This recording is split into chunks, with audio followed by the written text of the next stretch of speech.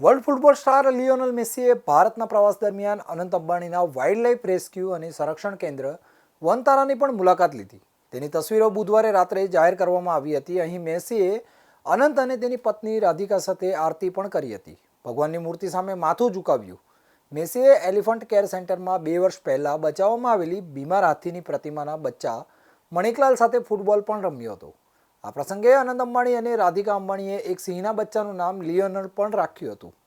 તેમની સાથે તેમના ક્લબના ફૂટબોલ ખેલાડી લુઇસ સુઆરેઝ અને રોડ્રિગો ડી પોલ પણ હાજર હતા. દિગ્ગજ ફૂટબોલર લિયોનેલ મેસીનો ગોટ ઇન્ડિયા ટૂર પ્રવાસ સત્તાવાર રીતે પૂર્ણ થઈ ગયો છે, પરંતુ ભારતમાં તેમનો પ્રવાસ હજુ પૂરો થયો નથી. મેસી દિલ્હી પછી ગુજરાતનો મહેમાન બન્યો હતો, જેનાથી તેમના ચાહકોમાં ફરી એકવાર ઉત્સાહ વધ્યો છે.